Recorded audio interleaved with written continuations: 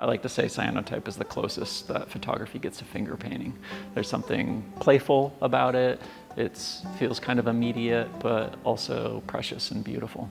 Cyanotype begins by mixing the chemicals together, at which point it becomes light sensitive, and then you can apply the chemistry to any substrate, really, as long as it's been prepared. I use paper and glass for the most part in my practice, so for this project I coated 18-inch by 24-inch sheets of paper. You let them dry overnight and then they bring them out into the world. For this project I created a wooden scaffold that I could set up behind trees and then hang my sheets of paper from that scaffolding.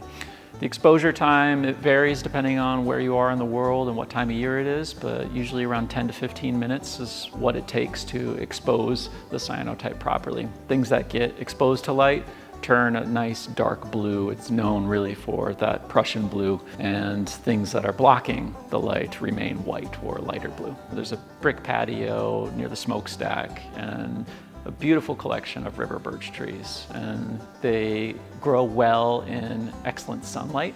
So they kind of solve the problem of finding good light for me. They just naturally grow where there's good light. And there's something kind of tender about them too. They're strong and massive, but the wispiness of the bark was something that I've always been attracted to. Natural Time was made out of 3 different visits.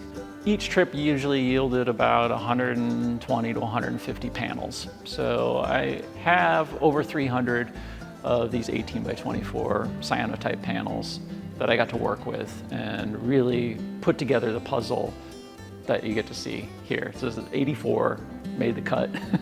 In Natural Time, there's moments of exceptional sharpness where you've got really crisp details, and then also really sort of gauzy, soft images. You get those different effects through one of 2 conditions. The closer you are to the tree, the sharper the image is going to be. And then the time. So the shorter the exposure, the less chance there is for wind or the movement of the earth to blur the image. So that's that tightrope I'm always walking. So some of the panels where it's like really crisp, the paper was right behind that leaf, right? Yeah, so something like this, that leaf was pressed directly against the paper, and I kind of would just have my scaffolding be pushing into it. Whereas something like this, wind is happening, there's a little bit more distance between the branches. I love where it's being installed in the museum because you can get that push-pull. You can walk up right next to it and see the details of the grass or the individual leaves in the panels, but you can also walk to the opposite end of the museum and see it as this little thumbnail where it does really kind of coalesce. Artists gravitate towards nature and trees for lots of reasons. For me, it's usually, it's been out of respect, and I consider them portraits. One of the things I noticed when walking on the museum grounds is how popular this landscape is for a photographic backdrop, and how a lot of our experience out in nature and museums goes through our cell phones, and we're just naturally, we see something we like or think is beautiful, snap a picture and move on. What I want people to take away from Natural Time is that maybe fight that impulse. Maybe just sit with the thing that you're interested in and study it and look at it and enjoy the pleasure of looking, because that was something that I got to do the entire time I was making this piece.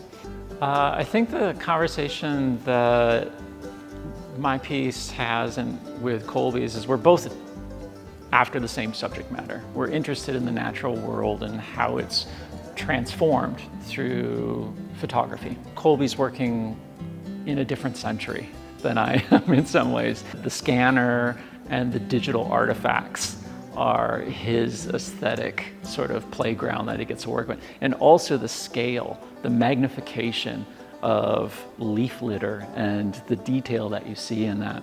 I'm kind of the other side of that coin. I'm in the 1800s. Instead of the cyan, magenta, yellow glitches, you'll see brush strokes, you'll see thumbprints, you'll see the human side of trying to make a photograph. There's humanness in Colby's work too. It's just translated through that digital culture. I love that we are thinking about the same things, we're living in the same city, and yet you have 2 entirely different outcomes.